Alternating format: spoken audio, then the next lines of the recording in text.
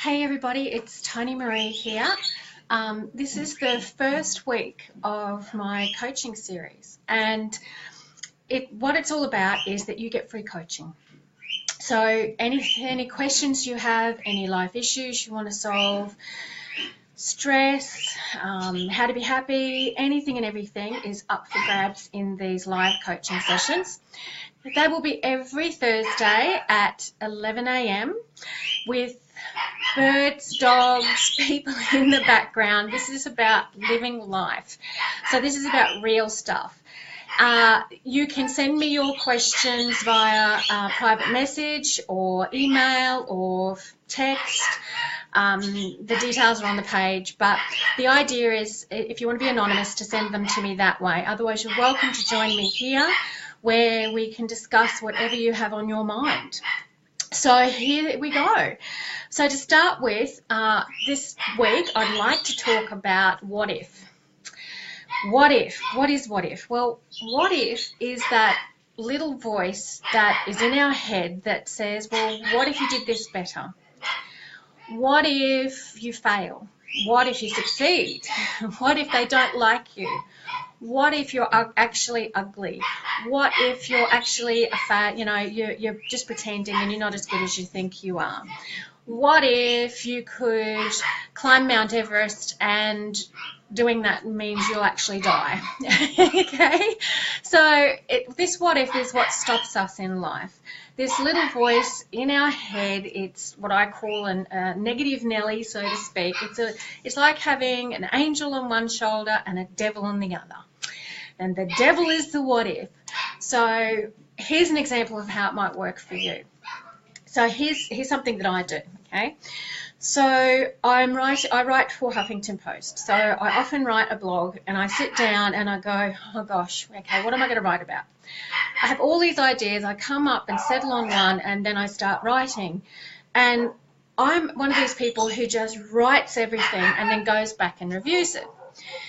But before I can even get to that point, and I'm even just before I'm coming up with the ideas, it's like, well, what if people don't like it? What if they don't read it? What if they think that I'm an absolute idiot? What if they think that I'm faking this and I don't know what I'm talking about? What if, what if, what if? And so that stops me from actually getting in there and coming up with ideas. So I procrastinate. I faff around. I go and do everything I can possibly do not to sit down and come up with the ideas. The what if kicks in, and it's like, people call it writer's block, people call it I'm stuck, people call it I know what I want to do but I can't do it. Kids, exams, assignments, right? What if I fail this assessment? It stops us. It stops us from living. And it's actually there for two reasons. One, it's there to keep us safe.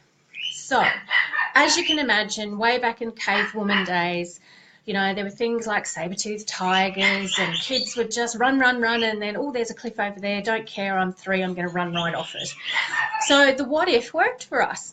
It was, well, what if there is a cliff over there? What if there's a saber-toothed tiger around the corner? What if that plant is poisonous that child is sticking in their mouth? What if that makes us sick and we die? It worked beautifully for us. It kept us safe. It kept us growing and moving and shaping our lives. But today, it's really not helpful. What if we go and have a coffee with a new person and they don't like us? What if we give this great big presentation and there's silence at the end because no one got what I was talking about? What if I go for this job interview and they tell me that, I'm not qualified, and even though I think I am, and that I shouldn't even be bothered applying? Mind you, that happened to me once and I was qualified. But it's that what if that stops us. So what do I do to get out of the what if? This is the really great thing that you can do. With the what if, you can get out of it so easily, it is just not funny. And this is what this program's all about. It's not about just talking about the problem. It's about talking about the answers. So there's a few people on. If you have a what if situation that you'd like to get out of, please shoot me a question or a comment in the comments, and I'll answer it for you. So here's a couple of ways. I'm going to go through 3. Here's 3 ways that you can get out of that what if, the devil on your shoulder, that negative voice saying what if that stops us. You can turn it around.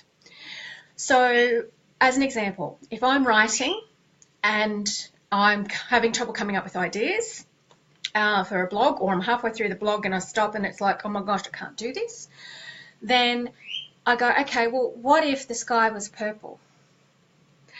What if trees grew money? What if red cars could fly?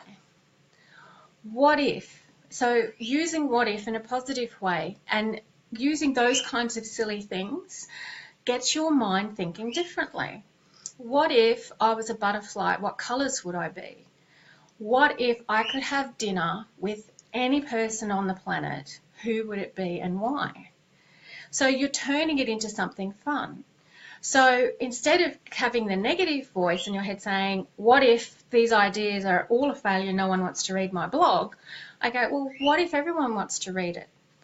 What if these ideas are just so fantastic that it becomes an internet sensation, it just takes off, I'm the guru on everything, I get to do exactly what I want, how I want, when I want, with no questions asked, no negativity, no pressure. What would I write about? What if my daughter reads this? What if I change somebody's life for the better because they've read this? The ideas start to flow. And then the creativity happens and off we go. So that's number 1, is turning it around back on itself. And instead of making it a scary what if, make it a fun what if. Next, number 2. Okay, so what's the second thing that you can do? Okay, what if? What if is about being caught in your head, right? It's that mess that goes on up here. It's the thing that basically stops you from going to sleep at night. It's the thoughts that just keep churning and churning, going round and round and round and round. Okay, I'm not good enough, I'm not lovable, this is going to fail, all the rest of it.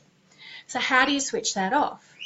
Well, the only way to switch off the what if in that respect is to actually do a little bit of procrastination. Not that I'm saying that's a good thing, but to take a step back. So take a step back from it, take 5 minutes out and actually just be calm.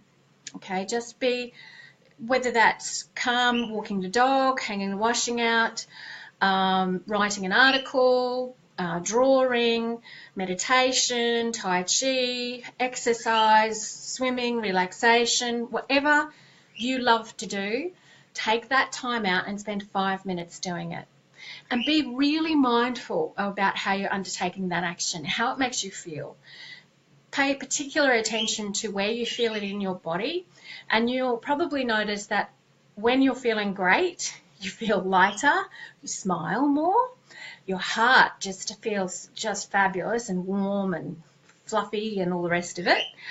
And you'll be able to, and then just focus on that and give it a colour if you like, give it a sound if you like, it doesn't matter. But actually get in there and think, okay, well, what is that great feeling that I've got now? Now that I'm calmer, now that I'm feeling more centered, people can call it grounded, in touch with your soul, in touch with your life purpose, living your values, whatever you want to call it, doesn't matter. But when you're in touch with that and you'll know you've got it, you can then come back to that what if and go, okay, so how do I solve this? And you'll find that ideas and solutions will come to you that you hadn't thought of before. You really just had no idea that they were there. And that's another way to kickstart you and to get you going and past that barrier. Okay, so that's number 2. Number 3, what do we do with the what if? Okay, sometimes the what if is there to protect us. Okay, so what if I walk down that dark alley and I get stabbed and I die?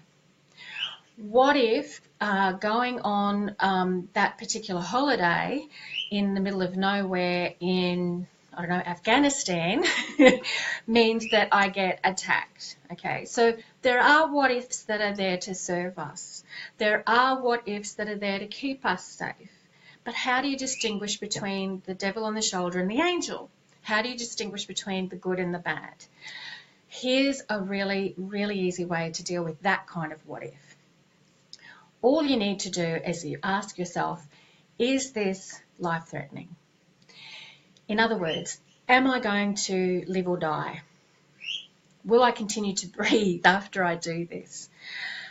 Will the disappointment, the shame, the whatever emotions that come up for you associated with the task you're trying to do, will they kill me? Will they harm me to an extent that I will feel threatened, that I will feel like my life is not worth living, that I know for a fact that this will continue, that this bad feeling, this life-threatening situation, this stress will continue for the next couple of weeks, the next 3 months, the next 6 months. If you get past that 6-month stage and the answer is yes, don't do it. Let the what if tell you that you're not feeling safe. But here's the really, really key component to that, is if you allow it to stop you, then you need to actually look at it and say, okay, there are consequences associated with that decision. So for an example, if I was to say with my blog, I'm not going to write it. I'm not going to write for Huffington Post. What happens? Okay, I'm really stressed. I can't do it. No one's going to like it. Yes, imagine it would affect my life. So say it was an article on something really controversial, and yes, I would be copying it 6 months down the track. So I have to decide, okay, if I don't write that blog, am I going to regret it? Am I running away from who makes me me and what makes me me, and I will regret it when I'm 90 or regret it in 2 weeks? If the answer to that is yes, then reevaluate it. If the answer is no, then maybe you're on the right track. Ask yourself another question. Is this going to serve people out there, or am I doing this for my own reasons? Am I doing this to make myself feel good? Am I doing this to look good? Am I doing this to get fame? Am I doing this to get money?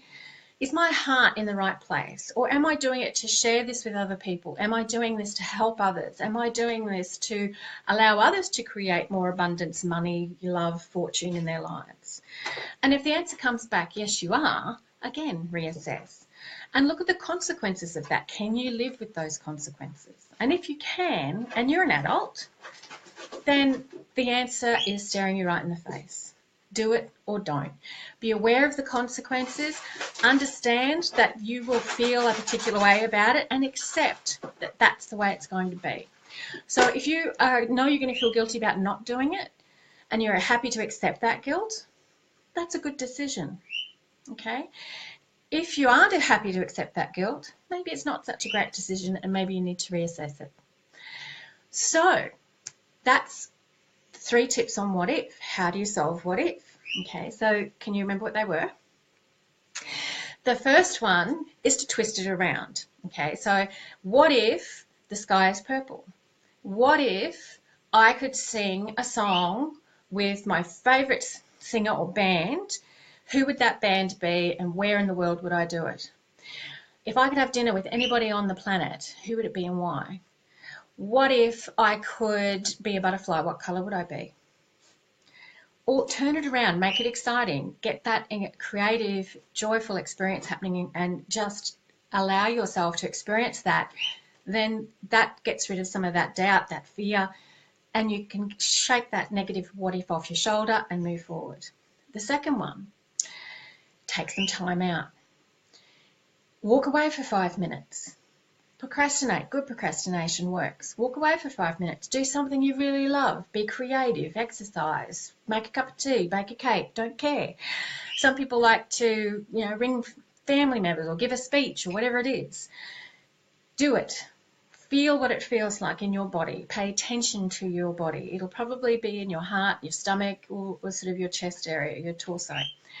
Let that grow. Let that feeling grow. Give it a colour or a sound. And allow that to actually help you to come back to the problem at hand and relook at it from a different perspective. And then number 3 is actually sitting down and going, okay, well, maybe this is actually trying to tell me not to do something. Maybe this is a situation where I feel like I'm going to be threatened and I feel like my life's in danger, or I'm going to be extremely stressed for the next 6 months and onward. So maybe it is that is a good what if. Maybe that what if is meant to stop you, or maybe it's meant to actually say to you, reassess. Reassess what's important to you, what your values are. Are they serving you? Is it purely selfish or self-centered? Is it there to give to others?